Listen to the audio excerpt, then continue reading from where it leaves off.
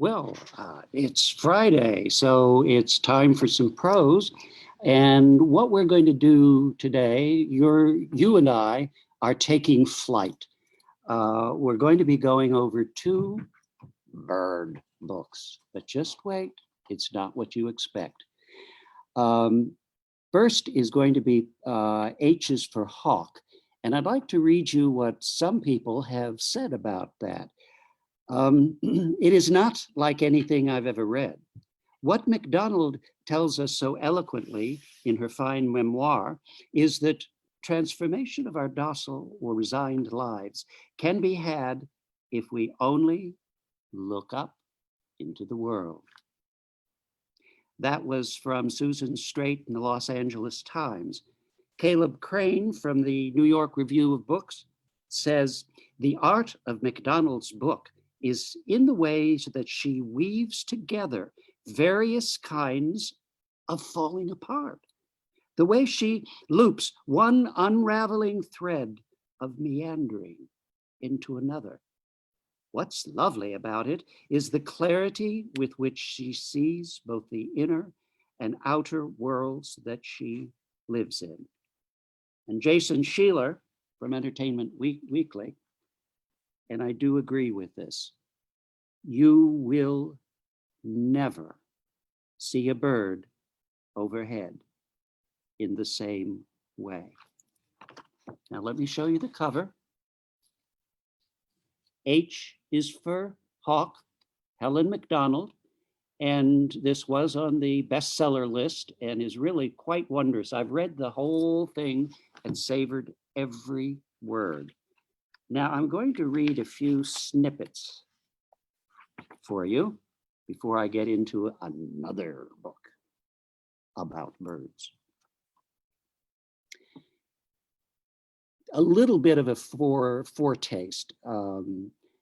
Helen MacDonald has suffered a tragedy. Her father, with whom she was very close, passed away. And she's going through some adjustments. And as a very young girl, she was fascinated by birds, and her family supported her in this.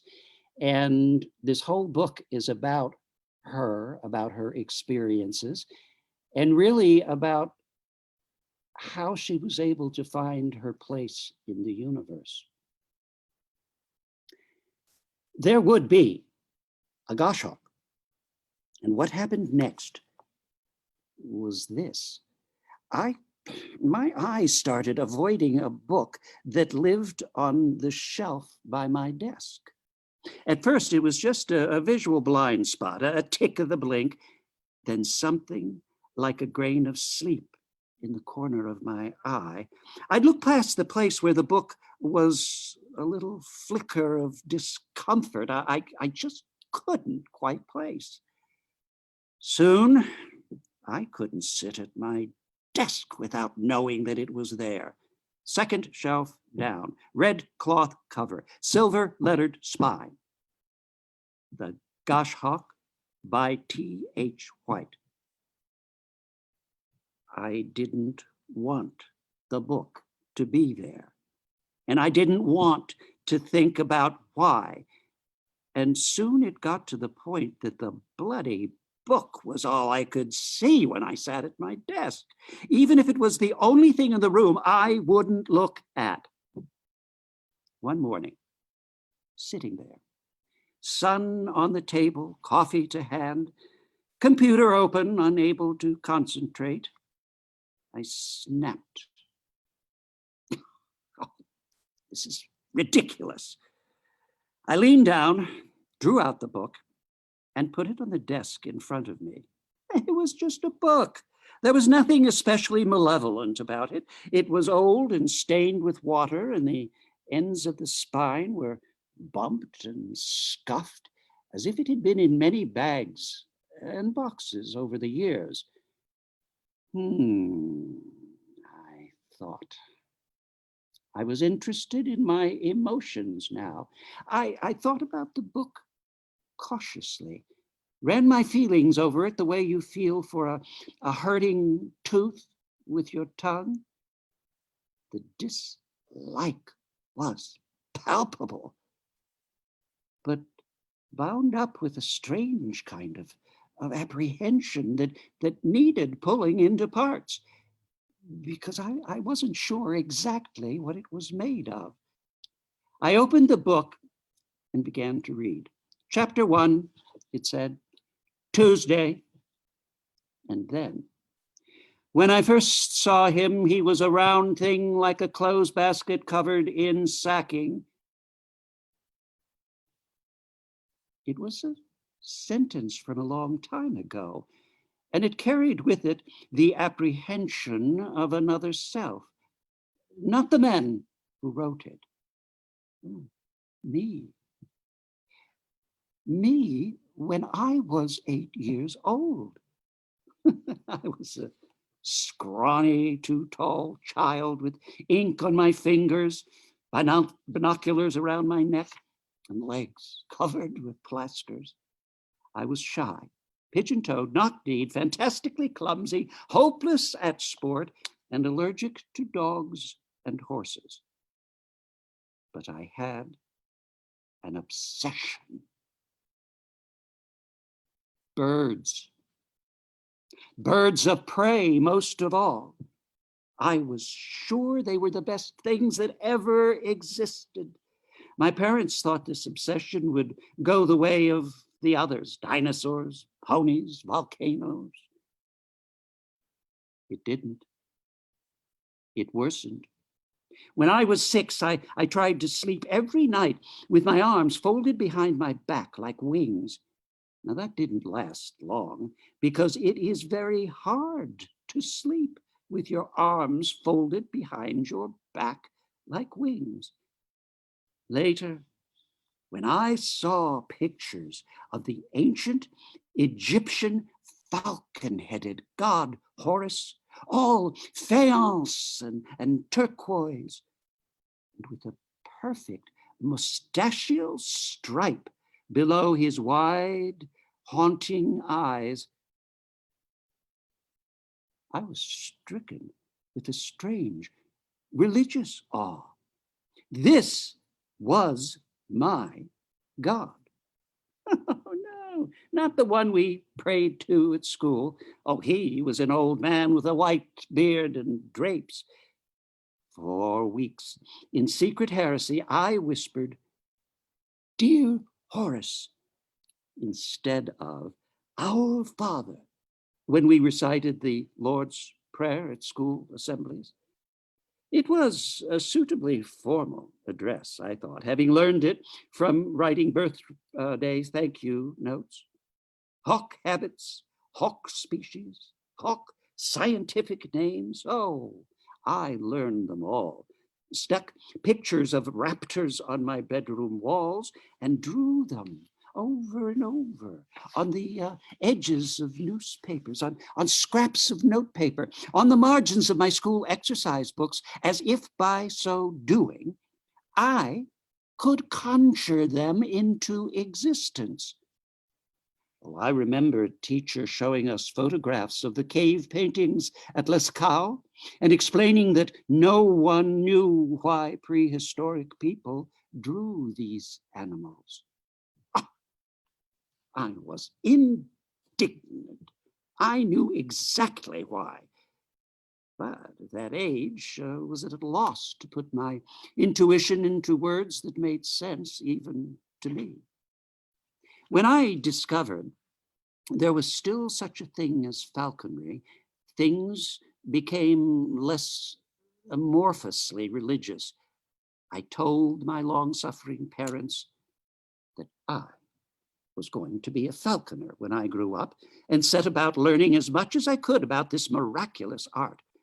Dad and I hunted for falconry books on family days out, and one by one, the great works came home with us.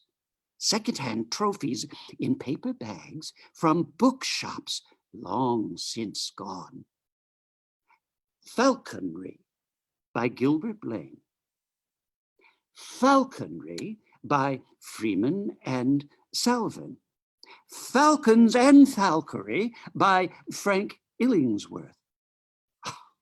The gloriously titled books, Harting's Hints on Hawks, all the boys' books. I read them over and over, committed great swaths of 19th century prose to memory. Being in the company of these authors was like being dropped into an exclusive public school. Well, they were almost entirely written a long time ago by bluff, aristocratic sportsmen who dressed in tweed, shot big game in Africa, and had strong opinions. What I was doing wasn't just educating myself in the nuts and bolts of hawk training. I was unconsciously soaking up the assumptions of an imperial elite. I lived in a world where English peregrines always outflew foreign hawks, whose landscapes were grouse moors and manor houses, where women didn't exist. These men were kindred spirits.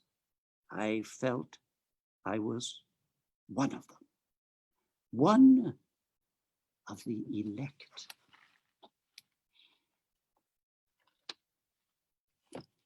And now, in a chapter called Fear.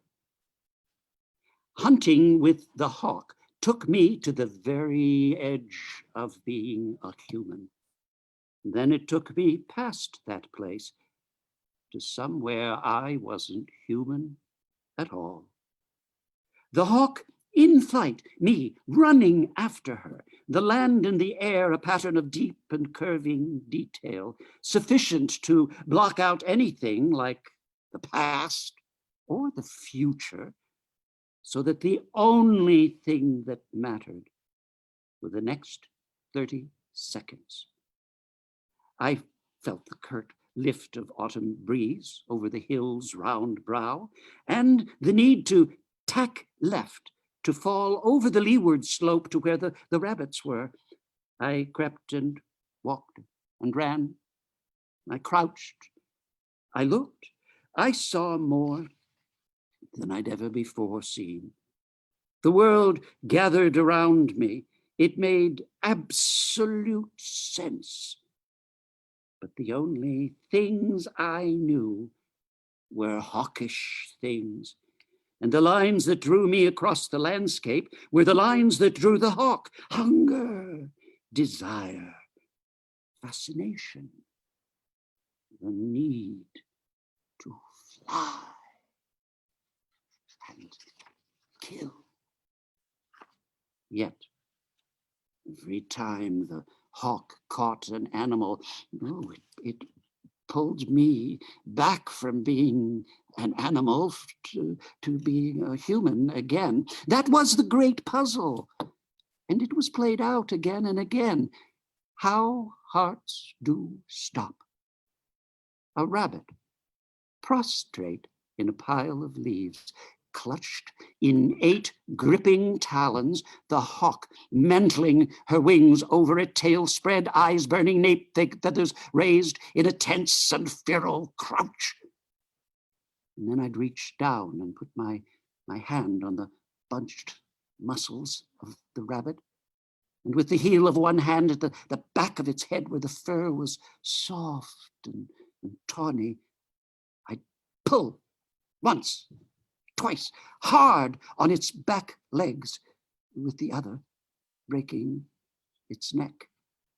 A fit of kicking and the eyes filming over. I had to check the rabbit was dead by very gently touching its eye. Everything stopping. Stopping. Stopping. I had to do this. If I didn't kill the rabbit, the hawk would sit on top of it and start eating. And at some point in the eating, the rabbit would die. That is how goshawks kill. The borders between life and death are somewhere in the taking of their meal. Oh, I couldn't let that suffering happen.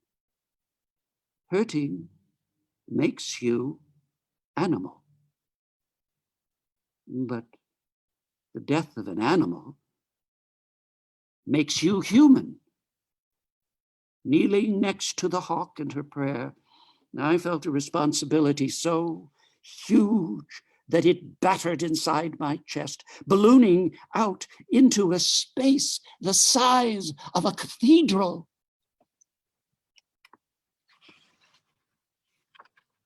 And, briefly,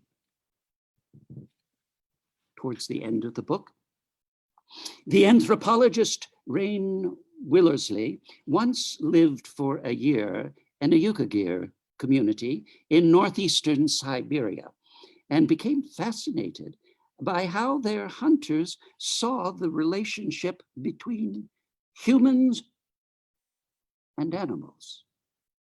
The hunters, he wrote, think humans and animals can turn into each other by temporarily taking on one another's bodies.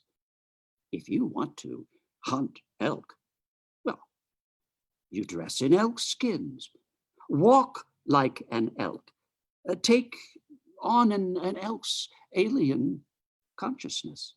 If you do this, elk will recognize you as one of their own and walk towards you. But, Willersley explained, Yukagir hunters consider these transformations very dangerous because they can make you lose sight of your original species identity and undergo an invisible metamorphosis, turning into an animal can imperil the human soul. Willerslev included the story of a hunter who'd been tracking reindeer for many hours and ended up in an unfamiliar camp where women he did not know gave him lichen to eat, and he started forgetting things. He remembered his wife, but he couldn't remember her name. Confused, he fell asleep. And it was only when he dreamed he was surrounded by reindeer urging him to leave that he saw what he had done. Oh, that story made me shiver when I read it.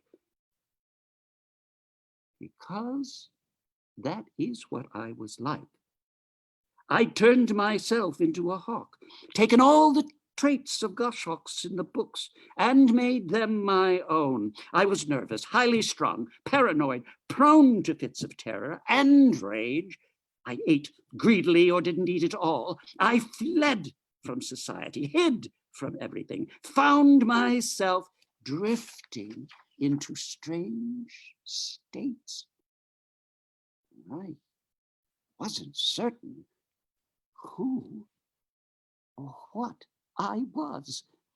In hunting with Mabel day after day, I had assumed in my imagination, of course, but that was all it could ever be. Her alien perspective, her inhuman understanding of the world, it brought something akin to madness, and I did not understand what I had done. When I was small, I thought turning into a hawk would be a magical thing. What I'd read in The Sword of the Stone encouraged me to think it, too, as a good and instructive thing. A lesson in life for the child who would be king. But now, the lesson was killing me. It was not at all the same. Oh. Many more adventures, personal and otherwise, await you.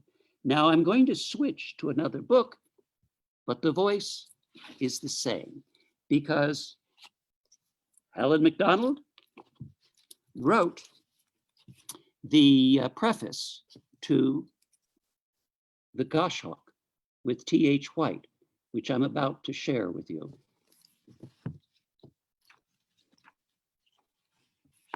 The foreword reads, I have been writing a book about falconry and trying to train a goshawk.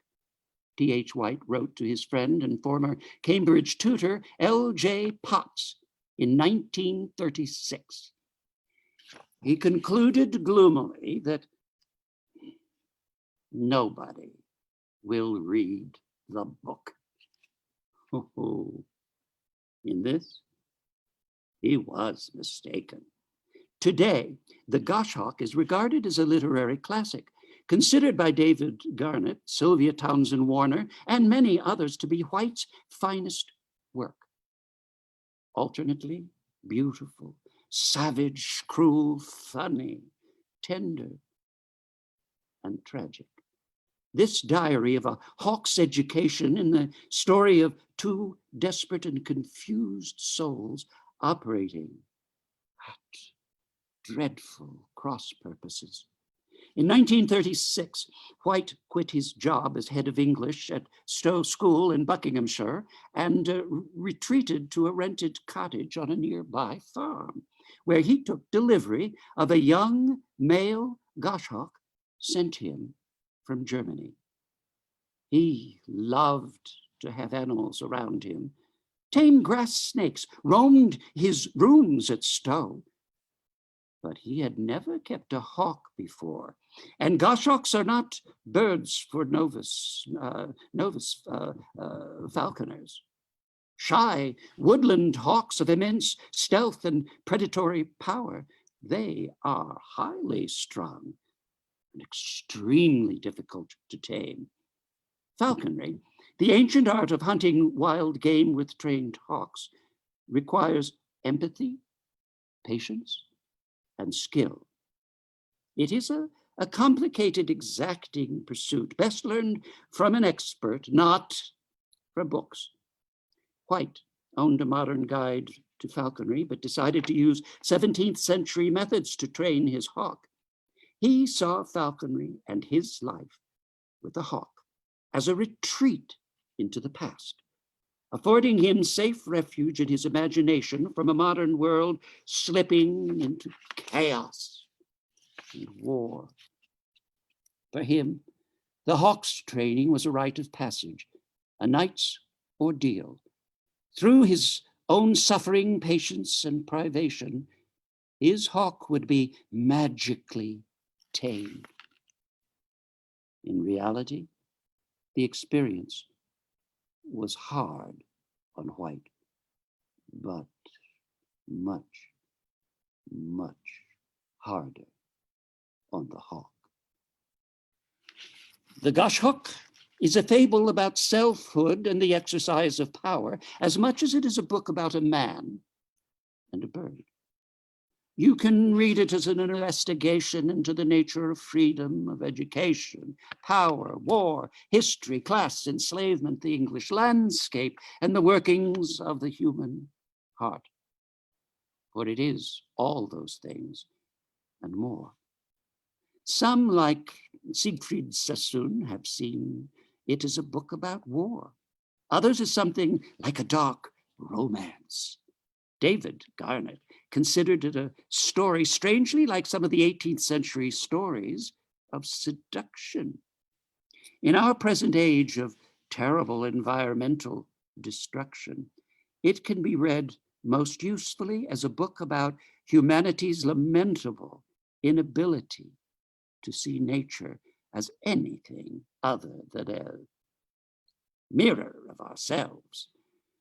White's violent and loveless childhood in India, his brutal beatings at public school, and his shame about his hidden sexuality.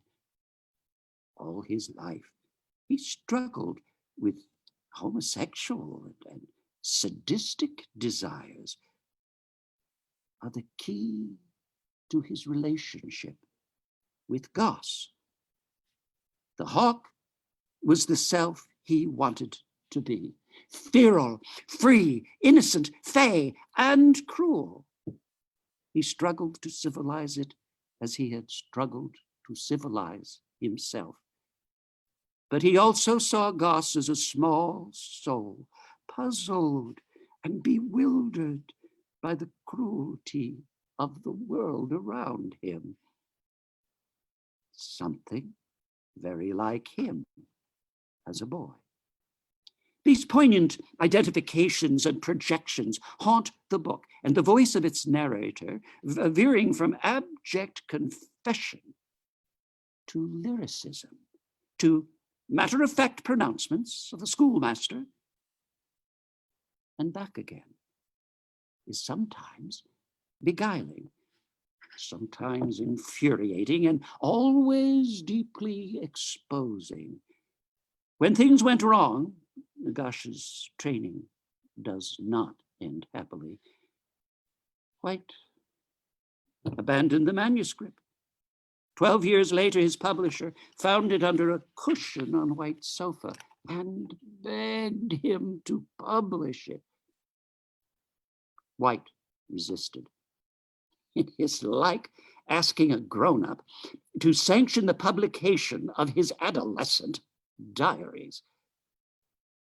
But finally relented on condition that it included a postscript in which he explained how he should have trained his hawk.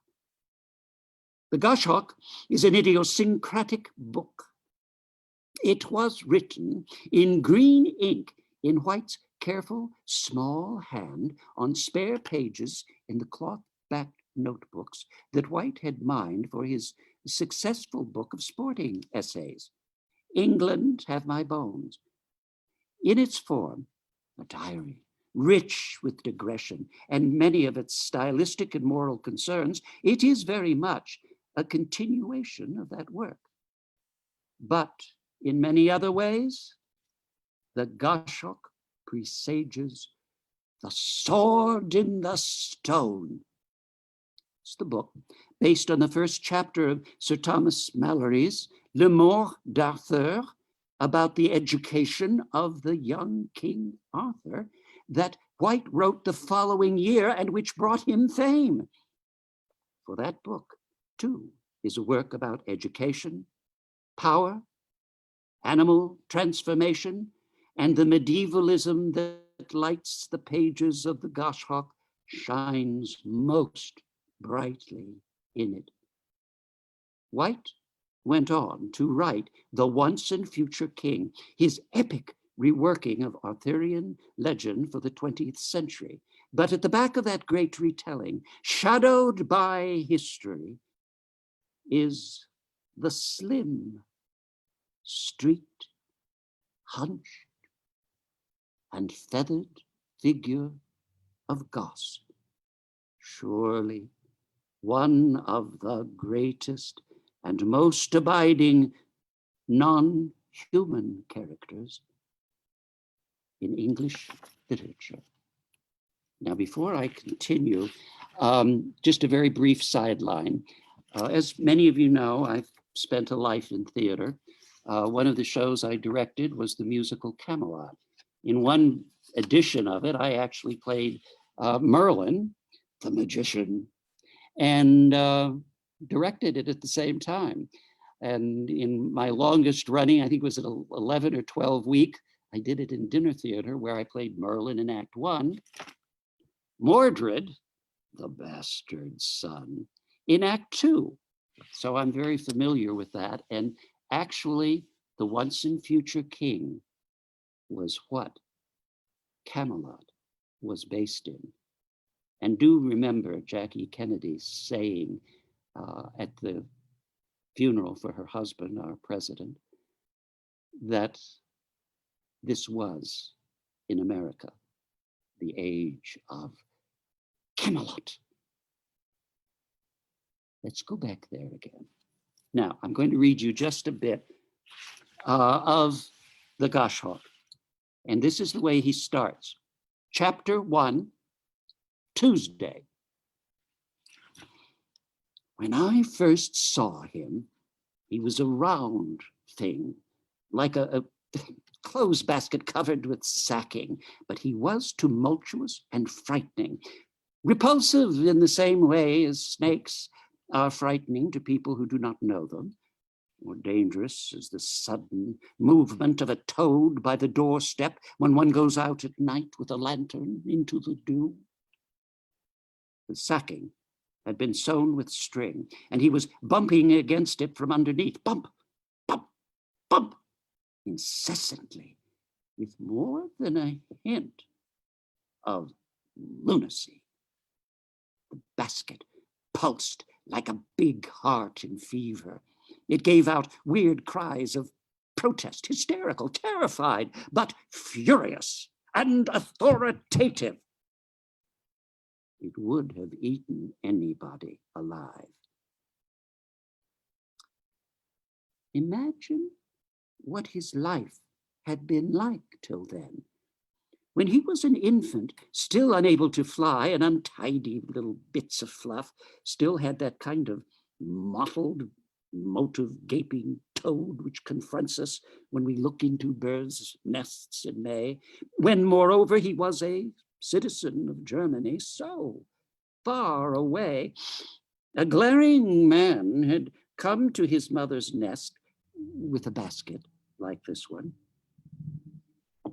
and had stuffed him in it. He had never seen a human being, never been confined in such a box which smelled of darkness and manufacture and the stink of man. It must have been like death, the thing which we can never know beforehand, as with clumsy talons groping for an unnatural foothold, his fledgling consciousness was hunched and bundled in the oblong alien surroundingness.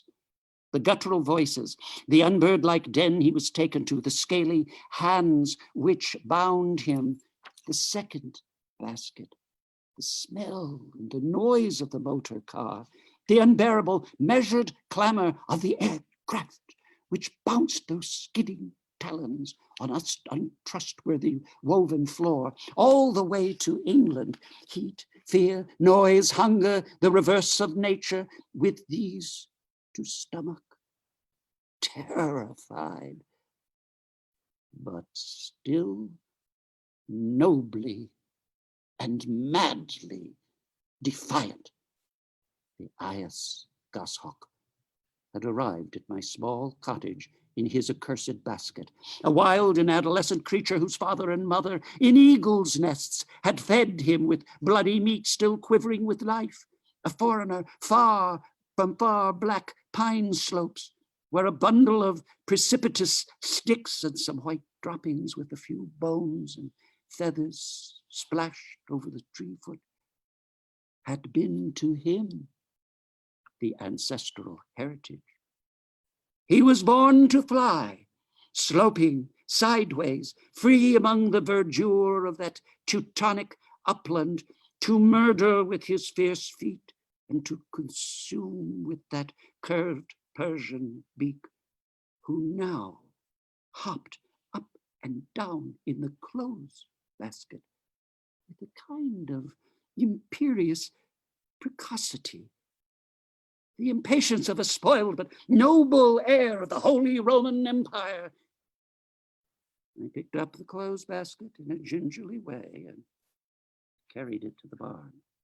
The workman's cottage, which I lived in, had been built under Queen Victoria, with barn and pigsty and bakehouse, and it had once been inhabited by a gamekeeper.